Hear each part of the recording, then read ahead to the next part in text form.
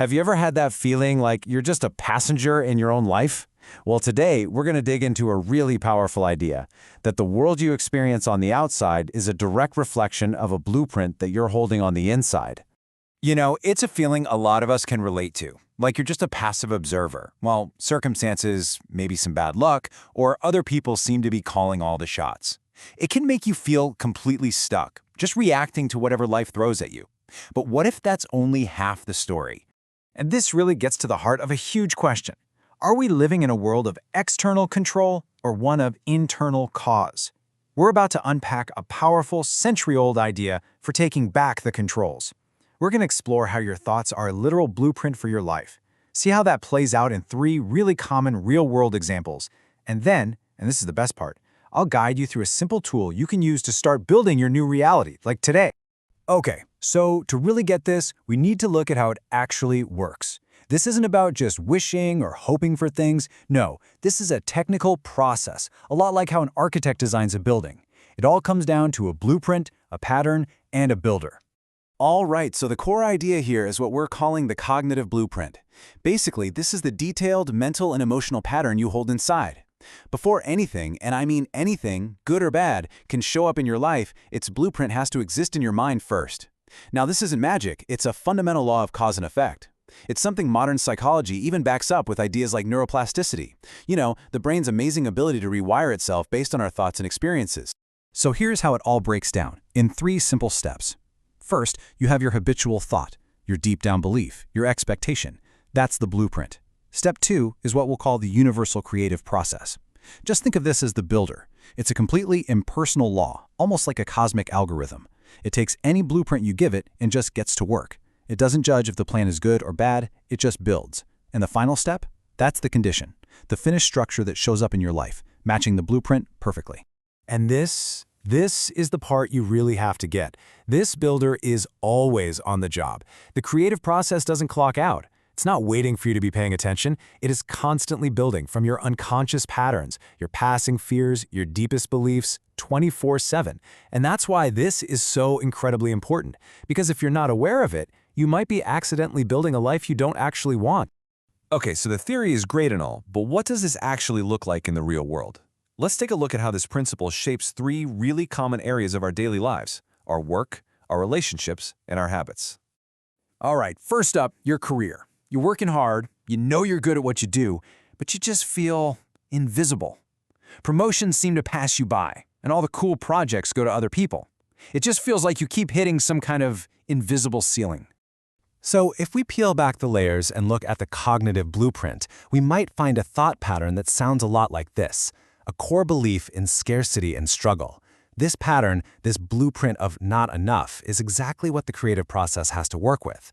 So what does it build? A reality that perfectly reflects it, a world of scarce opportunities and constant draining competition. So how do you change the building? You've got to give the builder a new blueprint. And this isn't about some shallow positive thinking. It's a deep shift in your core mental pattern. When you consciously start to cultivate a blueprint of yourself as a magnet for success and opportunity, you give the builder a whole new design to work from. And then the law of cause and effect simply has to follow, and a new reality starts to take shape. Let's try another one: relationships. Maybe you find yourself stuck in these recurring cycles of arguments, or you keep attracting people who are, unreliable or critical. It feels like no matter who the person is, the story just ends the same way. Sound familiar at all? The unconscious blueprint here is usually one built on fear, on separation, and on being defensive. If your core pattern is this belief that you've got to stay guarded, that real connection is unsafe, well, the creative process is going to build experiences that prove you right.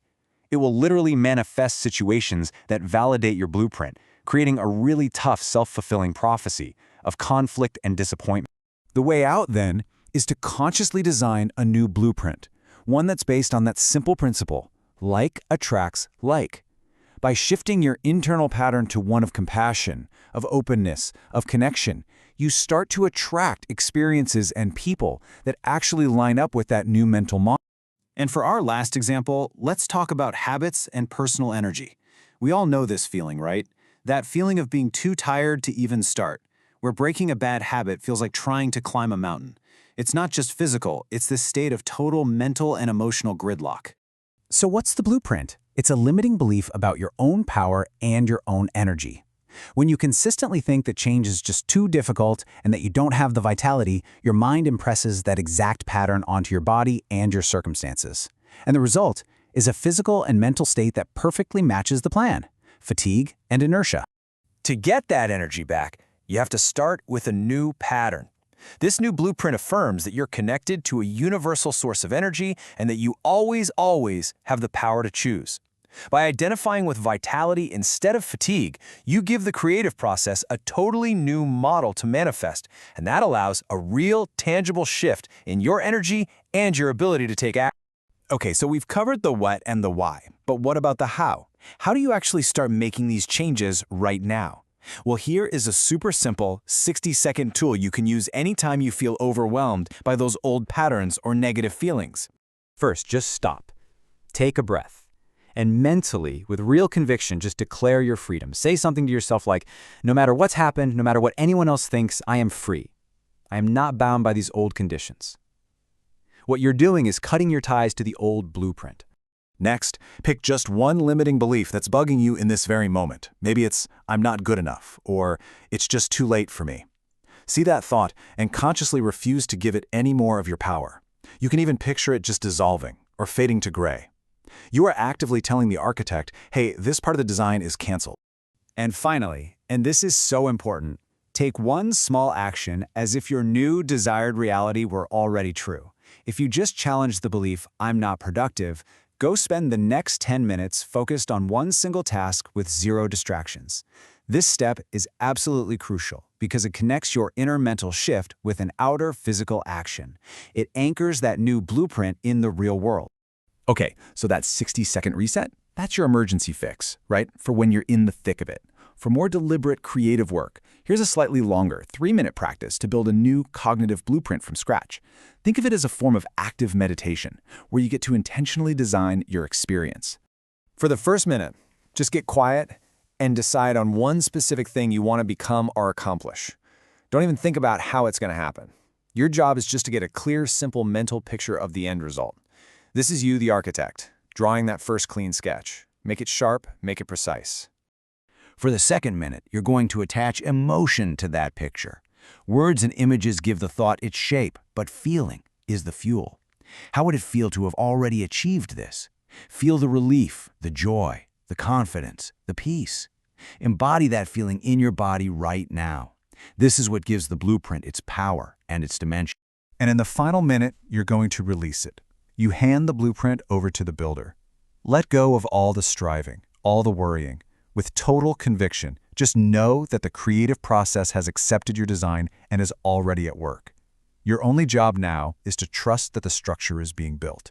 From a 60-second reset to a 3-minute practice, you now have the tools. So let's just do a quick recap of the essential ideas we've covered here. Just remember, your habitual thought is the blueprint. There's an impersonal, creative process that's always building from it that makes you the architect, not a victim of circumstance. And by consciously designing new blueprints and really practicing this, you will inevitably start to see new results pop up in your life. Now, all the core ideas we've talked about in this explainer are drawn from the work of Ernest S. Holmes, specifically from his classic book, Creative Mind and Success. He was really a pioneer in translating these deep principles into a practical, usable system for everyday life. So we'll leave you with this question. Every single moment, you're handing a new design to that universal builder. You hold the blueprint. What will you choose to build? If this sparks something in you and you want to keep exploring these ideas, you can find the full audio version of this classic book and our curated playlist on mental models right there in the description. Thanks for watching.